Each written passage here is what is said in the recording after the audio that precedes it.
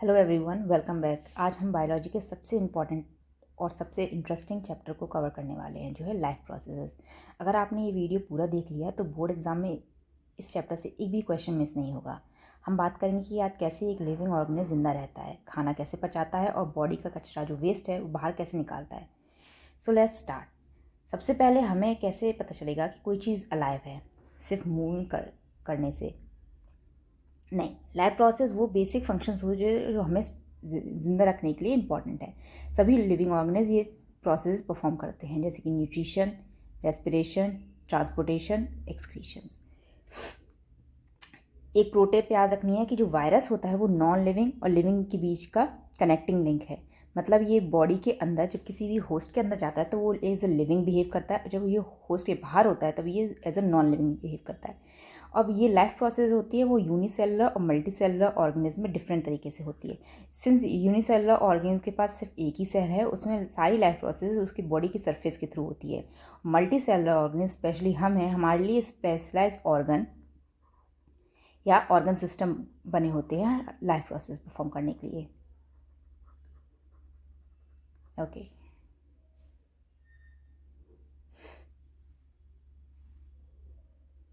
पहली life process हम पढ़ेंगे जो कि है न्यूट्रिशन। इसका मतलब होता है खाना लेना, उसके बाद उसको यूटिलाइज करके हम एटीपी बनाना। एटीपी एनर्जी करेंसी होती है, इससे हमारी बॉडी के जो मेटाबॉलिक प्रोसेस होती है उसमें यूज़ होती है। न्यूट्रिशन दो टाइप का होता है, एक है ऑटोट्रॉफिक न्यूट्रिशन, एक है हेटरोट्रॉफिक न्यूट्रिशन। ऑटोट्रॉफिक न्यूट्रिशन में वो ऑर्गेनिज्म आते हैं जो कि अपना खाना खुद बनाते हैं, या फिर उसकी अगर डेफिनेशन देखें तो organism prepare the own food using inorganic substances. Inorganic substances वो सब्सटेंसेज होते हैं जिसमें कार्बन और हाइड्रोजन दोनों नहीं होता। ऑर्गेनिक जिसमें कार्बन और हाइड्रोजन दोनों हो उनको कहते हैं ऑर्गेनिक सब्सटेंस। जैसे कि ये CO2 है, ये इनऑर्गेनिक, इसमें कार्बन तो है लेकिन हाइड्रोजन नहीं है, और H2O इसमें हाइड्रोजन है लेकिन कार्बन नहीं है। अगर एक सिंपल ऑर्गेनिक कंपाउंड की बात करें तो वो होगा मीथेन, इसमें कार्बन और हाइड्रोजन दोनों है, इसलिए एक ऑर्गेनिक कंपाउंड है। तो ये ऑटोट्रॉफिक ऑर्गेनिज्म इनऑर्गेनिक सब्सटेंस को और सनलाइट की मदद से ऑर्गेनिक में कन्वर्ट करते हैं, जो कि as a food source use करते हैं। उसके लिए उनको क्लोरोफिल की ज़रूरत होती है। एग्जाम्पल आपको याद रखना है, कुछ ग्रीन प्लांट हो गया या साइनोबैक्टीरिया हो गया। हेटरोट्रॉफिक वो होते हैं जो ऑटोट्रॉफिक ऑर्गेनिज्म पे डिपेंड करते हैं अपने फूड के लिए, डायरेक्टली या इनडायरेक्टली। कुछ ऑटोट्रॉफिक न्यूट्रिशन की कुछ टाइप हैं, जैसे कि सेप्रोफिटिक न्यूट्रिशन, ये डेड और डिकेइंग मैटर पे जो अपनी एनर्जी के लिए डिपेंडेंट रहते हैं उनको सेप्रोफिटिक कहते हैं, जैसे कि हो गया फंगाई। पैरासिटिक होते हैं जो कि अपने होस्ट के सरफेस पे या होस्ट के बॉडी के अंदर अपना फूड एब्जॉर्ब करते हैं, पर ये अपने होस्ट को किल नहीं करते। होलोजोइक वो होते हैं जो पहले अपने फूड को इंजेस्ट करते हैं, बॉडी के अंदर लेते हैं, उसको डाइजेस्ट करते हैं, उसके बाद वो उसका एब्जॉर्प्शन करते हैं। ह्यूमंस होलोजोइक न्यूट्रिशन परफॉर्म करते हैं।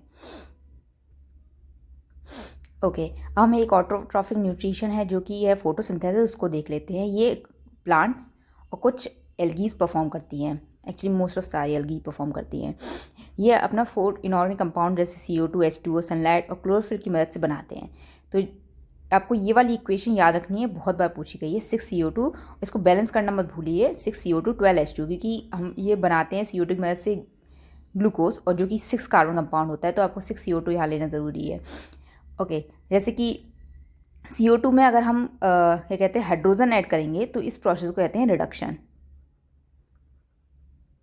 हाइड्रोजन ऐड करने को प्रोसेस को कहते हैं रिडक्शन, और जब हम हाइड्रोजन रिमूव करते हैं उस प्रोसेस को कहते हैं ऑक्सीडेशन।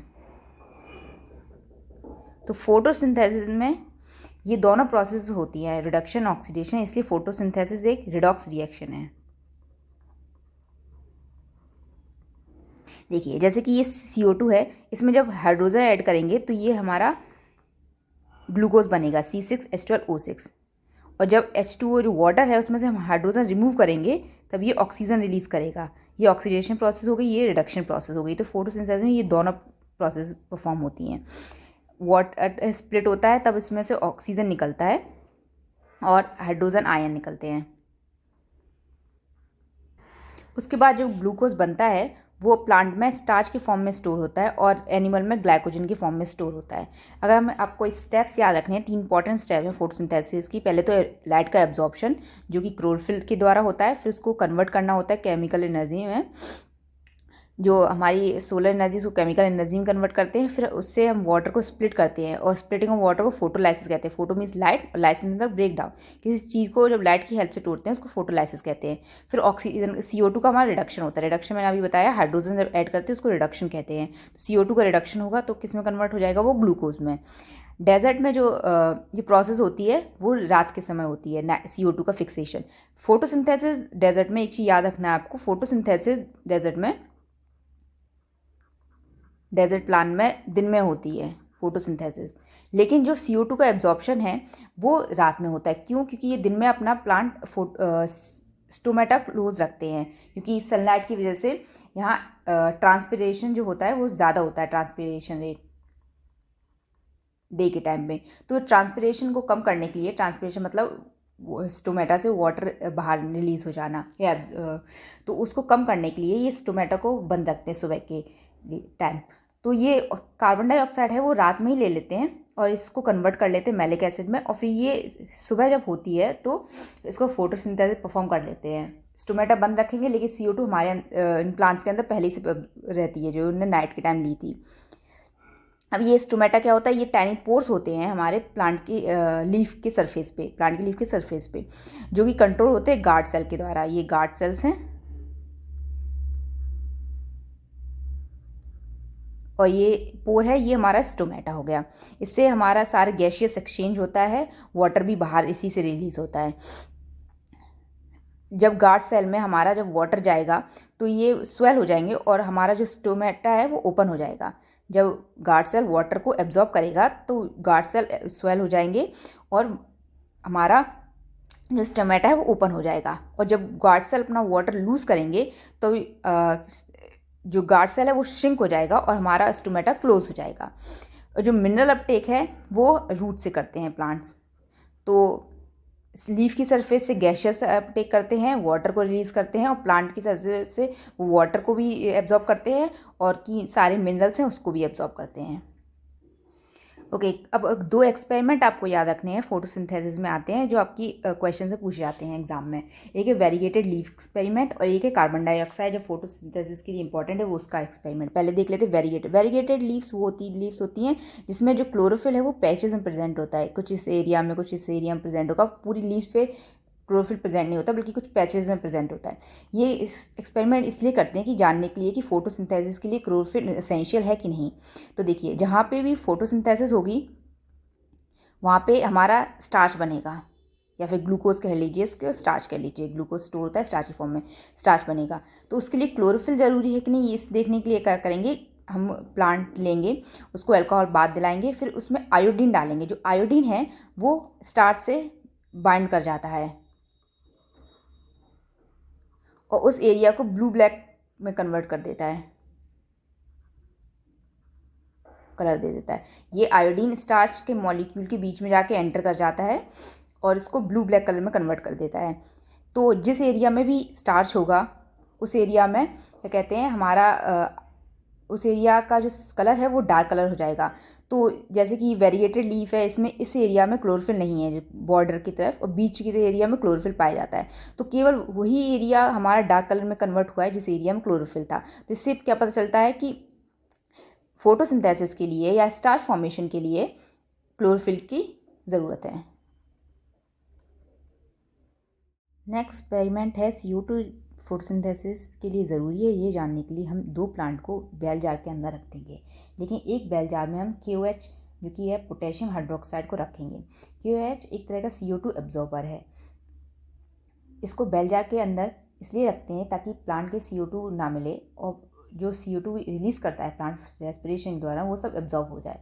तो जिस प्लांट को CO2 नहीं मिलता वो फोटोसिंथेसिस नहीं कर पाता और स्टार्च नहीं बना पाता। तो इसलिए ये प्लांट जो हमारा विदर आउट हो जाएगा, डाई आउट हो जाएगा। इसका रिजल्ट ये प्रूव होता है कि फोटोसिंथेसिस के लिए CO2 ज़रूरी है। तो ये 2 एक्सपेरिमेंट आपको याद रखना है, ये बोर्ड में बहुत आते हैं, क्वेश्चन पूछते हैं इससे। ओके, अब डिफरेंट एनिमल में न्यूट्रिशन डिफरेंट तरीके से होता है। पहले हम देखते हैं अमीबा में कैसा होता है, अमीबा का कोई स्ट्रक्चर नहीं होता, तो इसका जो बॉडी सरफेस है उससे वो अपना इनगल्फ कर लेता है फूड को with the help of pseudopodia. Pseudo means false, podia means feed, जो उसके फॉल्स फीड बनाता है उससे एब्जॉर्ब कर लेता है और फूड वैक्यूल फॉर्म कर देता है। उस फूड वैक्यूल में उसका डाइजेशन होता है फूड का, और जो न्यूट्रिशन एब्जॉर्ब करने के बाद जो वेस्ट होता है वो कॉन्ट्रैक्टाइल वैक्यूल से बाहर रिलीज कर देता है अमीबा। पैरामीशियम का एक बॉडी स्ट्रक्चर होता है जिसमें एक प्लेस होती है, इसको ओरल ग्रूव कहते हैं। इससे वो फूड को अंदर इनटेक करता है और फिर उसको एब्जॉर्ब करने के बाद हमारा जो एनल पोर है इसका, उससे वो फूड बाहर वेस्ट मटेरियल बाहर रिलीज कर देता है। फंगस परफॉर्म एक्स्ट्रा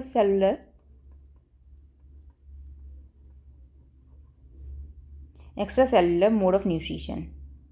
इसमें ये जो अपने हाइफी है उसकी मदद से बाहर केमिकल रिलीज कर देता है, एंजाइम रिलीज कर देता है।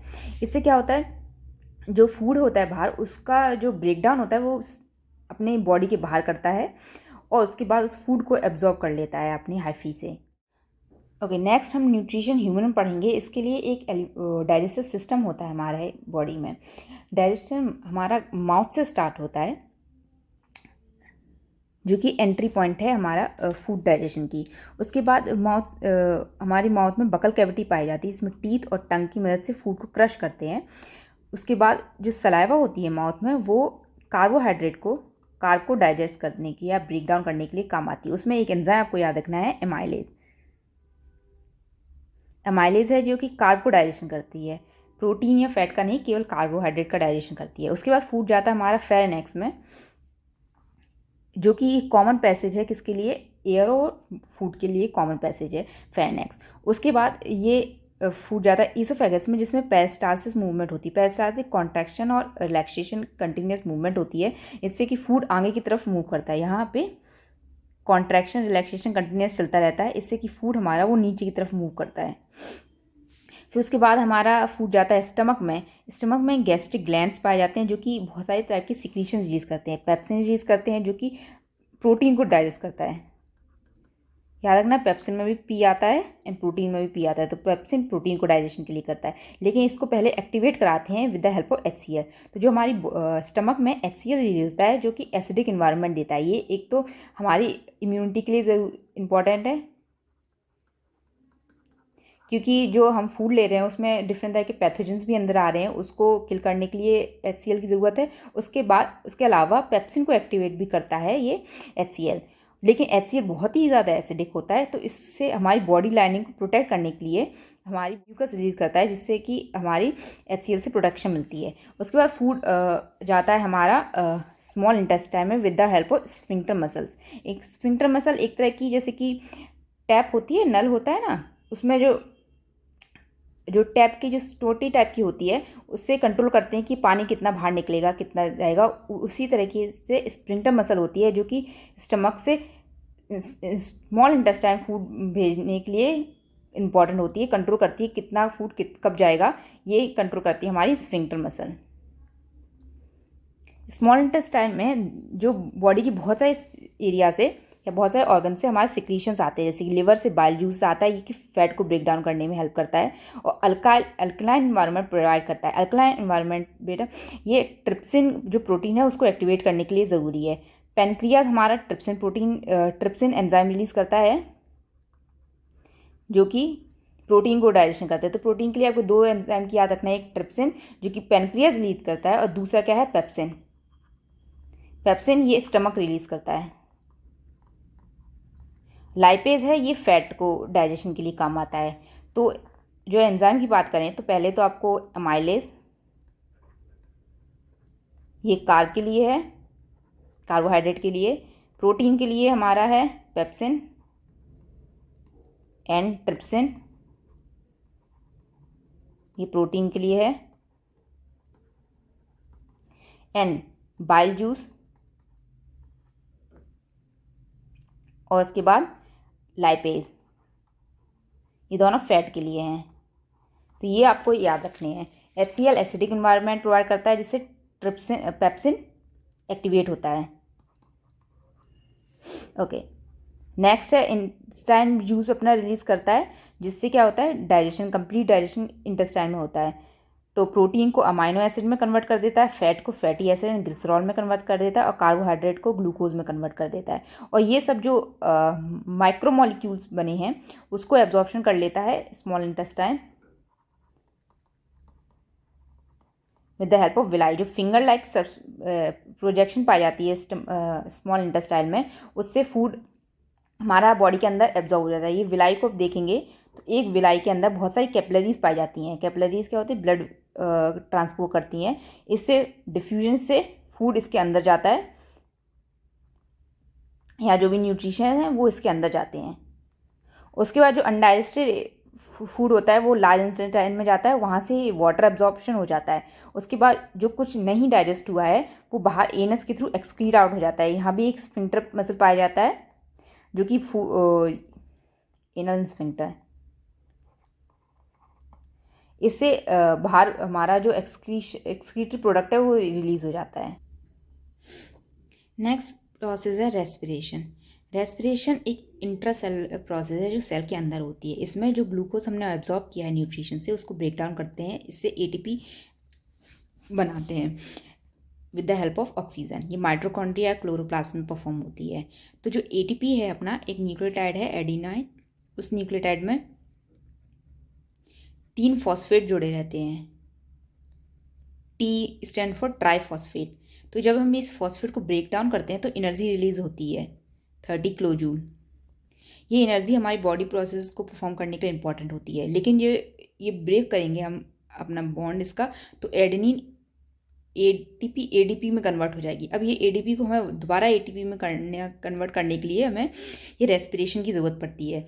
इसमें जब हम फॉस्फेट ऐड करेंगे तो ये दोबारा एटीपी में कन्वर्ट हो जाएगी। फिर हम इस एटीपी को दोबारा यूज़ करेंगे और एनर्जी हम प्रोड्यूस करेंगे। रेस्पिरेशन 2 टाइप्स की होती हैं। एक है एरोबिक जो कि CO2 की ऑक्सीजन के प्रेजेंस में होता है। कंप्लीट इसमें ब्रेक डाउन होता है हमारे ग्लूकोज मॉलिक्यूल। ग्लूकोज के जो सारे कार्बन हैं वो as a CO2 carbon dioxide release हो जाते हैं, सारे रिलीज होते हैं, इसलिए इसको कंप्लीट ब्रेक डाउन कहते हैं। पहले ये पायरुवेट में कन्वर्ट होगा।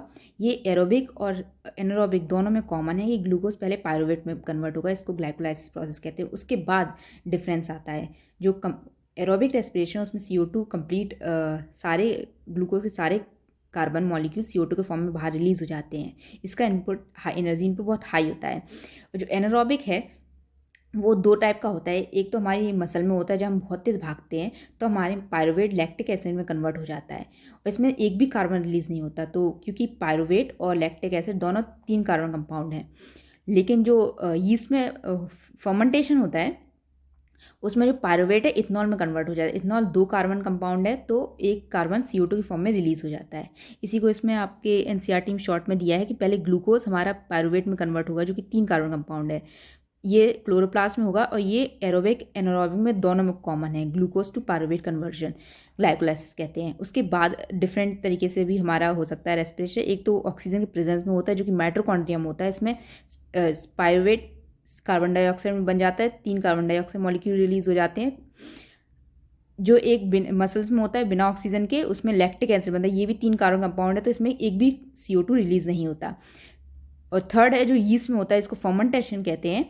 इसमें इथनॉल में कन्वर्ट हो जाता है जो कि एक 2 कार्बन कंपाउंड है तो 1 कार्बन CO2 की फॉर्म में रिलीज हो जाता है। तो इसमें भी एक एक्सपेरिमेंट है, आपको याद रखना है कि ये प्रूव करने के लिए कि जो हम रेस्पिरेशन टाइम बाहर निकालते हैं जो एयर, उसमें CO2 होता है कि नहीं। इस एक्सपेरिमेंट में हम एक टेस्ट ट्यूब में लाइम वाटर लेते हैं COH2 जो कि कार्बन डाइऑक्साइड के प्रेजेंस में CaCO3 में कन्वर्ट हो जाता है। अगर हमारी एयर में CO2 का प्रेजेंस होगा तो ये लाइम वाटर मिल्की टर्न हो जाएगा, वाइट कलर में कन्वर्ट हो जाएगा। अगर उसी की जगह हम पिचकारी लेते हैं जो कि ऑब्वियसली जिसमें वही एयर होती है जो कि हमारे एटमॉस्फेयर में है और उसमें कार्बन डाइऑक्साइड की प्रेजेंस 0.03 होती है, तो ऑब्वियसली इसका जो लाइम वाटर है वो मिल्की कन्वर्ट नहीं होगा। तो ये प्रूव करने के लिए कि हम जो एयर रिलीज़ करते हैं उसमें कार्बन डाइऑक्साइड होता है कि नहीं, इसके लिए हम ये एक्सपेरिमेंट करते हैं। इससे भी क्वेश्चन आते हैं तो आप ये भी याद रखना। रेस्पिरेशन के लिए हमारी बॉडी में एक अलग ऑर्गन सिस्टम होता है जिसको रेस्पिरेटरी सिस्टम कहते हैं। वो जो कि हमारे नोज से स्टार्ट होता है। तो उसमें आपके कौन कौन से ऑर्गन आते हैं और क्या क्या फंक्शन होते हैं वो देख लेते हैं। नोज़ से क्या होता है, जो हमारी नोज़ हेयर होती है वो एयर को फिल्टर कर देती है। उसके साथ साथ हमारा जो एयर है उसको बॉडी टेम्परेचर के जितना कर दे। जैसे बाहर अगर एयर का टेम्परेचर 50 भी है, जैसे बहुत ज़्यादा गर्मी है या फिर ठंड है, तो 20 या -5 तक पहुंच जाता है टेम्परेचर। तो ये सब बॉडी के टेम्परेचर जितना हो जाए उसके लिए नोज़ हेल्प करती है और एयर भी फिल्टर करती है। उसके बाद हमारा जाता है एयर जो हमारी फेरिंक्स में जाती है, again common passage of food and air. उसके बाद हमारा जाता है ये ट्रैकिया में। ट्रैकिया हमारा विंड पाइप भी कहते हैं इसको। ट्रैकिया में हमारा ये कार्टिलेजिनस रिंग्स पाई जाती हैं जो कि शी शेप की होती हैं। कार्टिलेजिनस रिंग ये इसलिए होती हैं ताकि हमारा जो ट्रैकिया है वो खुद में कोलैप्स ना कर जाए और एयर स्मूथली ऊपर नीचे की तरफ या ऊपर नीचे दोनों की तरफ ट्रांसपोर्ट हो सके। फिर ये कार्टिलेजिनस रिंग है वो बेटा हमारे एंड तक एल्वियोली को छोड़ के ब्रोंकियोलिस तक हमारा ये कार्टिलेजिनस रिंग पाई जाती है। ये ट्रैकिया यहाँ पे 2 पार्ट में डिवाइड हो जाती है। सिंस हमारे पास पेयर ऑफ लंग्स हैं, दोनों लंग्स में ट्रैकिया कन्वर्ट हो जाती है। फिर प्राइमरी ब्रोंकियस में जाती है, ब्रोंकियस से ब्रोंकियोली में जाती है, फिर उसके बाद हमारा एल्वियोली तक एंड हो जाती है। तो ये एल्वियोली जो होता है वो टाइनी बलून जैसा स्ट्रक्चर होता है जिसमें गैसियस एक्सचेंज यहीं से होती है। और क्योंकि ये एल्वियोली कैपिलरीज से सराउंडेड होती है, कैपिलरीज अगेन जिससे ब्लड ट्रांसफर होता है, ये कैपिलरीज से ये डायरेक्ट डिफ्यूजन की मदद से ऑक्सीजन कैपिलरीज में पहुंच जाती है और कैपिलरी से CO2 हमारी एल्वियोली में आ जाती हैं। ये देखिए हमारा जो एल्वियोली है सिंगल लेयर इतना थिक होता है, तो बहुत ही पतला होता है, थिन होता है ये। और ये कैपिलरी है, इससे हमारा क्या होता है गैसियस एक्सचेंज डिफ्यूजन की हेल्प से हमारी गैसियस एक्सचेंज होती है। और जो हमने CO2 ली है वो जाके रेड ब्लड सेल के हीमोग्लोबिन में बाइंड कर जाती है और with the help of haemoglobin ये हमारी सारी बॉडी में ट्रांसपोर्ट होती है। लेकिन जो कार्बन डाइऑक्साइड है वो हीमोग्लोबिन से भी बाइंड करती है, बहुत कम, लेकिन 7%। लेकिन ज़्यादातर जो कि ट्रांसपोर्टेशन होता है CO2 का वो ब्लड के थ्रू ही होता है। ब्लड में जो प्लाज्मा होता है वो हम आगे बताऊंगी आपको प्लाज्मा क्या होता है, उसके वाया ये पूरा CO2 ट्रांसपोर्ट होता है और फिर जाके यहाँ डिफ्यूज़ हो जाता है। इससे हम एक्सपिरेशन बाहर जब रिलीज़ करते हैं उसमें बाहर रिलीज़ हो जाता है। ब्रीथिंग मैकेनिज्म देख लेते हैं। जो हमारा डायफ्रागम है जो लंग्स के नीचे होता है, जब वो क्या कहते हैं फ्लैट हो जाएगा, बिल्कुल फ्लैट हो जाएगा और जब रिब केज लिफ्ट करेगी बाहर की तरफ और चेस्ट कैविटी से एक्सपेंड होगी जिससे कि एयर जो हमारी लंग्स के अंदर जाएगी। और जब हमारी ये डायफ्राग्राम है जो हमारा वो क्या कहते हैं रिलैक्स हो जाएगा, रिलैक्स आर्च पोजीशन में होता है। ऐसा होता है तब वो रिलैक्स्ड होता है आर्च पोजीशन में। और इससे क्या होता है चेस्ट हमारी कॉन्ट्रैक्ट करती है तो एयर हमारी बाहर रिलीज हो जाती है। उसके बाद रेसिडुअल वॉल्यूम क्या है ये आपको मैं थोड़ा सा दिया है कंसेप्ट रेसिडुअल वॉल्यूम में NCERT में। सो बेसिकली अगर हम फोर्सफुल भी एक्सेल करेंगे, जितना भी लंग्स के अंदर से हम एयर निकालने की कोशिश करेंगे उसके बाद भी थोड़ा सा लंग्स के अंदर हमारी एयर रह जाती है, उस एयर को रेसिडुअल वॉल्यूम कहते हैं। क्यों रह जाती है ये? क्योंकि जो एल्वियोली है उसमें हमारा कोई कार्टिलेजस नहीं होता। अगर इसमें एयर नहीं होगी थोड़ी सी भी तो इससे क्या हो जाएगा हमारी सारी जो एल्वियोली वो कोलैप्स कर जाएंगी, इसलिए थोड़ी एयर हमेशा बची रहती है, उसको रेसिडुअल वॉल्यूम कहते हैं। ओके, एक्वेटिक ऑर्गेनिज्म में गिल्स के थ्रू रेस्पिरेशन होता है, लंग्स नहीं होते उनके। लेकिन जो वाटर में जो ऑक्सीजन का अमाउंट है वो डिजॉल्व ऑक्सीजन बहुत कम होता है, इसलिए उसका जो ब्रीथिंग रेट है वो फास्टर होता है टेरेस्ट्रियल से। तो एक्वेटिक एनिमल के ब्रीथिंग रेट टेरेस्ट्रियल से फास्ट होता है। ये क्वेश्चन बहुत बार आया है, ये स्टार लगा लीजिए, ये बहुत इंपॉर्टेंट है क्योंकि वाटर में डिजॉल्व ऑक्सीजन बहुत कम होता है, इसलिए वो उनका रेस्पिरेशन रेट बहुत तेज होता है। प्लांट में गैसियस एक्सचेंज अगेन मैंने पहले बताया था आपको, स्टोमेटा की वजह से होता है। नाइट टाइम में जब कोई फोटोसिंथेसिस नहीं हो रही होती है तो ये रेस्पिरेशन से CO2 बाहर रिलीज हो जाती है और ऑक्सीजन बाहर अंदर आती है। लेकिन डे टाइम में जब हमारा जो CO2 रेस्पिरेशन के थ्रू रिलीज कर रहा होता है वो फोटोसिंथेसिस में यूज हो जाती है। सिंस फोटोसिंथेसिस का रेट दिन के टाइम बहुत ज़्यादा होता है रेस्पिरेशन से, तो जो नेट ऑक्सीजन है वो निकलता है। तो ये 2 चीज़ें आपको याद रखनी है। ये वाला बहुत आया क्वेश्चन, ये आप नोट कर लीजिए अपनी कॉपी में। ओके, नेक्स्ट हमारा जो प्रोसेस है वो है हमें ट्रांसपोर्टेशन याद रखना है। इसका जो कंपोनेंट होता है वो सर्कुलेटरी सिस्टम कहते हैं। सर्कुलेटरी सिस्टम में बहुत सारे ऑर्गन्स हैं या कंपोनेंट्स हैं, वो आपको याद रखना है। एक तो ब्लड है, हार्ट है, एक ब्लड वेसल्स हैं एंड फोर्थ लिम्फ है हमारा। तो पहले ब्लड देख लेते हैं, उसमें 3 टाइप के कंपोनेंट्स पाए जाते हैं, 3-4। इसमें आरबीसी होती है जिसको रेड ब्लड सेल कहते हैं, जो कि हमारा क्या कंटेन करता है, हीमोग्लोबिन, जिससे ऑक्सीजन ट्रांसपोर्ट होता है, राइट। उसके अलावा जो WBC है 1% होता है। इससे क्या होता है, इन्फेक्शन फाइट करने में मदद मिलती है, ये हमारे इम्यून सिस्टम का पार्ट होता है WBC। प्लेटलेट्स हैं, ये क्लॉटिंग, मतलब हमारे कभी वूंड लग जाता है तब कट जाता है तो ये क्लॉटिंग होता है, उसमें प्लेटलेट्स हेल्प करती है। फिर उसके बाद जो प्लाज्मा है, जिसमें कि लिक्विड पार्ट होता है हमारे ब्लड का, जिसमें कि हमारा सब न्यूट्रिएंट्स हो गए, मिनरल्स हो गए, वाटर हो गए, प्रोटीन हो गए, हार्मोन, CO2, सब कुछ इसी में रहता है, इसी से ट्रांसपोर्ट होता है प्लाज्मा से। ये हमारे ब्लड का सबसे इंपॉर्टेंट पार्ट, सबसे इंपॉर्टेंट तो नहीं कह देंगे, सबसे अमाउंट इसका सबसे ज़्यादा होता है, 58% हमारा प्लाज्मा का पाया जाता है। उसके बाद हार्ट आता है, जो कि हमारा ब्लड को ट्रांसपोर्ट करने में मदद करता है। ह्यूमन हार्ट 4 चैम्बर का होता है। इसमें आपको ऐसे याद रख लेना है, लेफ्ट साइड में ऑक्सीजनेटेड ब्लड आता है और राइट साइड में हमारा डीऑक्सीजनेटेड ब्लड आता है। ऑक्सीजनेटेड ब्लड में ऑक्सीजन प्रोड्यूस होता है, जो कि हमारा कहाँ से आता है, लंग्स से आता है, राइट। और डीऑक्सीजनेटेड ब्लड, इसमें CO2 होता है, हमारी बॉडी से आता है। ओके, तो आप ये याद रखनी है ना, लॉर्ड वर्ड याद रखने, क्योंकि बहुत बच्चे कंफ्यूज हो जाते हैं इसमें। लॉर्ड मतलब आपके जो भगवान होंगे उनको याद रखना है, जब कुछ याद ना आए आपको तो। L के बाद O, लेफ्ट में ऑक्सीनेटेड और राइट में डीऑक्सीनेटेड ब्लड, ऐसे याद रख लेना है, ठीक है। फिर नेक्स्ट आपका कंपोनेंट है वो है, ये प्रोसेस एक्चुअली हार्ट की हो रही है, आप देख सकते हैं। ब्लड आ रहा है हमारा, ये लेफ्ट आर्ट्रियम है, ये हमारी लेफ्ट आर्ट्रियम है। तो लेफ्ट आर्ट्रियम से ऑक्सीनेटेड ब्लड आता है, वेंट्रिकल में जाता है। उसके बाद हमारा क्या कहते हैं, ये हमारा अरोटा से पूरी बॉडी में ट्रांसपोर्ट हो जाता है। और इसमें डीऑक्सीनेटेड ब्लड आता है वीना केवा से, और फिर राइट आर्ट्रियम में और राइट वेंट्रिकल में से होके लंग्स में जाता है ऑक्सीजेट होने के लिए। नेक्स्ट हमारा कंपोनेंट है ब्लड वेसल। ब्लड वेसल हमारे 3 टाइप के होंगे। आर्टरिया, जिसमें कि हमारा ऑक्सीनेटेड ब्लड होगा, जो क्या कहते हैं, हार्ट से कैरी करेगा, हार्ट से जो लंग से ब्लड हार्ट में जाएगा, हार्ट से हमारा आर्टरिया के थ्रू पूरी बॉडी में जाएगा। और जब बॉडी इसको ऑक्सीजन को यूज़ कर लेगी तो वेंस की से वो बॉडी की हार्ट में कैरी करेगा, और हार्ट से वो डायरेक्ट जाएगा लंग्स में, फिर से क्या कहते हैं, ऑक्सीजनेट होने के लिए। और ये हार्ट आर्टरी और वेंस एक्चुअली बड़े बड़े होते हैं, लेकिन तो हर सेल में पहुंचा नहीं सकते ऑक्सीजन को, इसलिए ये बहुत छोटे कैपिलरीज जो सिंगल सेल होती हैं उसमें कन्वर्ट हो जाते हैं कैपिलरीज में, जो कि सिंगल सेल थिक होती है। इससे हमारा गैसियस एक्सचेंज कैपिलरीज में होता है। जैसे मैंने अभी बताया था एल्वियोली थी आपकी, वो भी कैपिलरीज से सराउंडेड थी पूरी, इसी में डिफ्यूजन हो रहा था ब्लड का, ब्लड का नहीं, गैस, ऑक्सीजन और CO2 का। और थर्ड कंपोनेंट है आपका लंग। इसको टिश्यू फ्लूइड, जो प्लाज्मा है हमारे ब्लड का, वो फॉर्म करता है। एक्चुअली हमारी जो कैपिलरीज होती हैं वो बहुत एरिया से ओपन होती है, जिससे कि हमारा जो लीक होता रहता है प्लाज्मा बाहर की तरफ। सिंस इसमें एरिया नहीं होता कि RBC बाहर जा सके, इसका साइज बड़ा होता है RBC का, तो सेल्स बाहर नहीं मूव कर सकते, लेकिन जो लिक्विड पार्ट होता है वो बाहर रिश्ता रहता है। और ये कैपिलरीज से जब हमारा ब्लड बाहर जाता है तो ये इसमें ऑक्सीजन प्रोवाइड करा देता है, जो कि हमारा सारे जो बैक्टीरिया वगैरह है उसको WBC भी फाइट करती हैं, यहीं से रिलीज़ होती हैं, हमारी सेल में जाती हैं।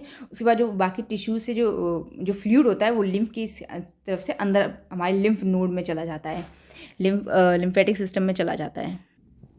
ओके, डिफरेंट ऑर्गेनिज्म में डिफरेंट टाइप का सर्कुलेशन पाया जाता है, जैसे कि फिशेज़ में, एम्फीबियंस में, बर्ड्स और मैमल्स में हम आ जाते हैं ह्यूमंस। तो फिशेज़ में 2 चैम्बर्ड हार्ट होता है। तो ये 2 चैम्बर हार्ट में एक वेंट्रिकल होता है, एक आर्टरियम में एक वेंट्रिकल होता है, और दोनों में ही डीऑक्सीनेटेड ब्लड जाता है। तो देखिए, गिल्स के थ्रू ऑक्सीजन अंदर आता है और ये पूरी बॉडी में पहुंच जाता है, और बॉडी से जब डीऑक्सीनेटेड ब्लड हो तब वो हार्ट में जाता है। तो हार्ट में ब्लड केवल एक ही बार जाएगा, इसलिए इसको सिंगल सर्कुलेशन कहते हैं। वो भी कौन सा वाला, डीऑक्सीनेटेड ब्लड हार्ट में केवल एक बार जाएगा फिशेज में, इसलिए इसमें सिंगल सर्कुलेशन होता है। एम्फीबियन में क्या होता है, एम्फीबियन में क्या होता है, रेप्टाइल्स और एम्फीबियंस केवल क्रोकोडाइल को छोड़ के उसमें 3 चैम्बर्ड हार्ट होता है, बाकी एम्फीबियंस और रेप्टाइल्स में इनकम्प्लीट डबल सर्कुलेशन होता है।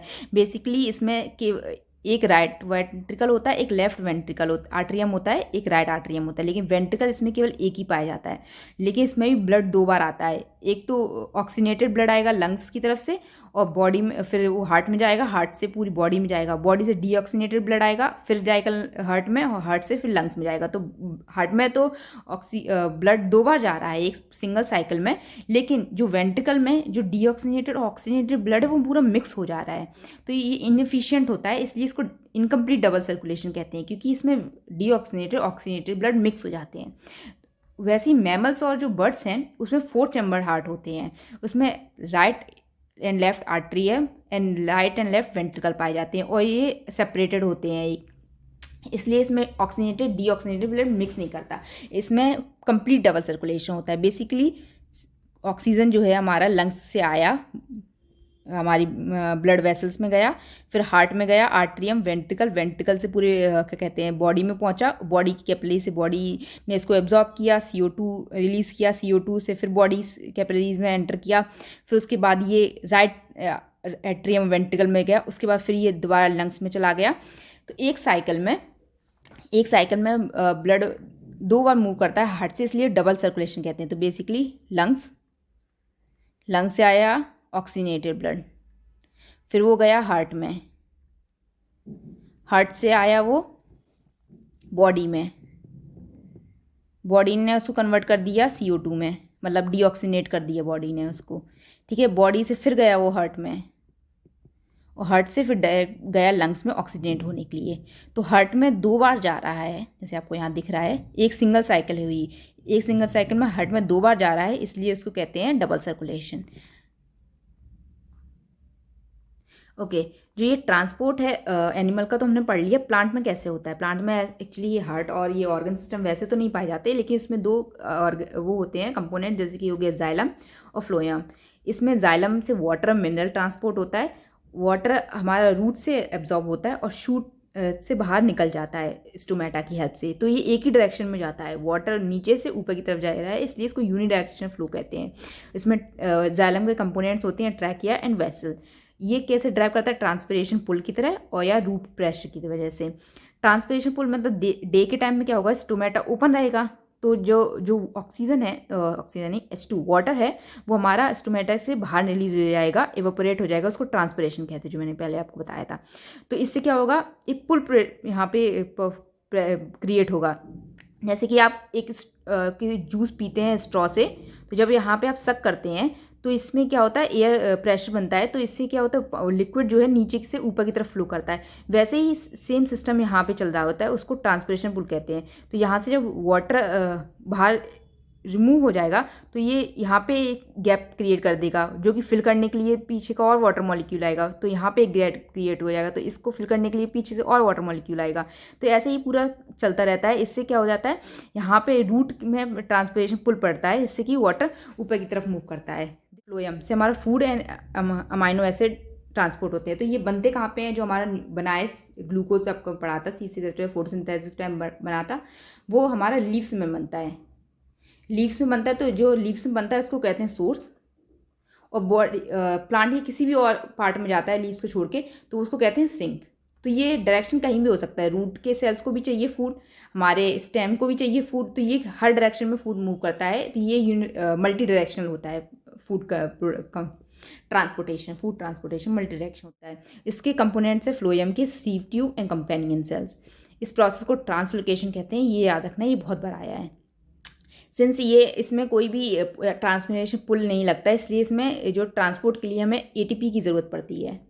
ये बिना होता है नो ATP, और इसमें हमें ज़रूरत पड़ती है ATP की, क्योंकि ATP मैंने बताया था, फॉस्फेट ब्रेक होगा, बॉन्ड ब्रेक होगा, एनर्जी रिलीज होगी, एनर्जी से जो फूड है वो आगे की तरफ मूव करेगा।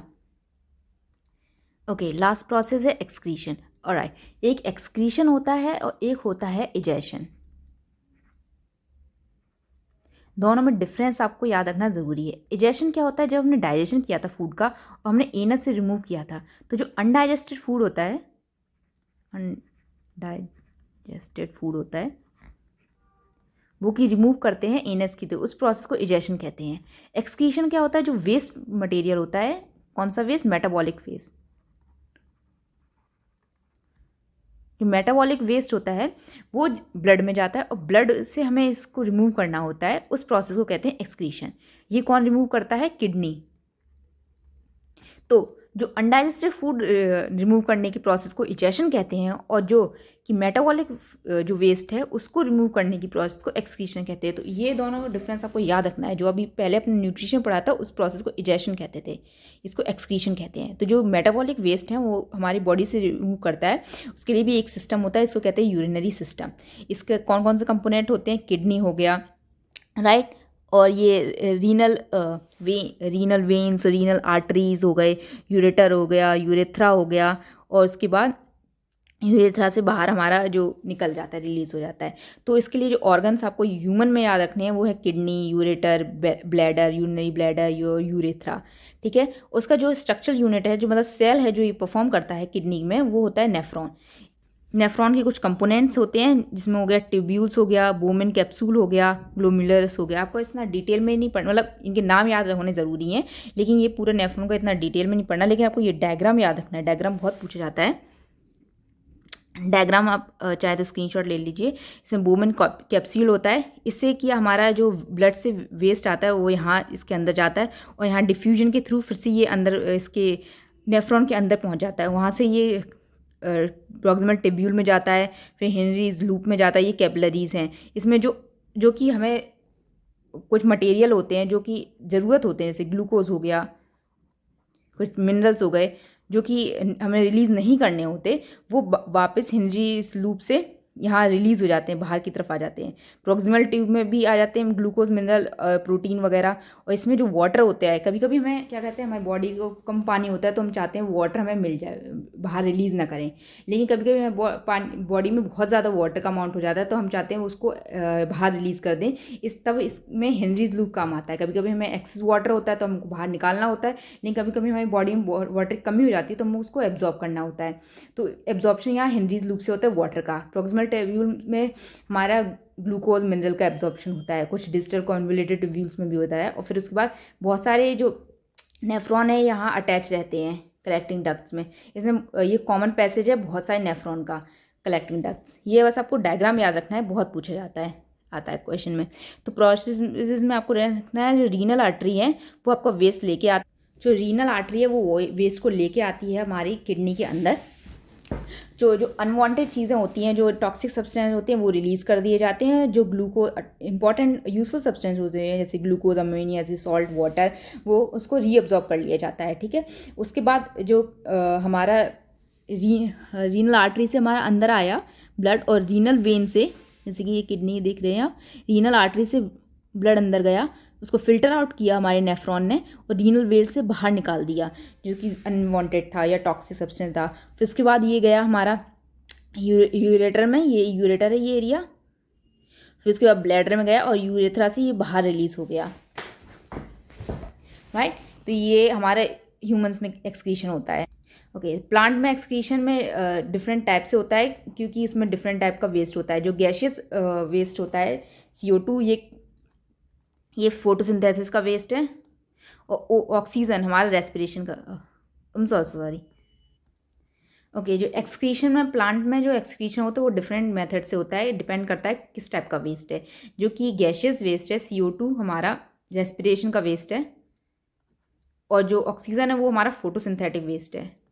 वो हमारा, मैंने बताया था आपको, स्टोमेटा के थ्रू रिलीज आउट हो जाता है। वाटर ट्रांसपिरेशन के थ्रू रिलीज आउट होता है, और जो हमारे जो वेस्ट हैं वो रेजिन और गव में सिक्रीट हो जाते हैं, और वो हमारे जाइलम से बाहर रिलीज हो जाते हैं, और वैक्यूल्स में भी कुछ स्टोर रहते हैं। तो ये डिफरेंट मेथड है प्लांट में एक्सक्रीशन का। आई होप आपको ये समझ में आया हो टॉपिक। अगर फिर भी कोई क्वेश्चन हो तो आप कमेंट्स में ज़रूर पूछ लीजिए। Thank you.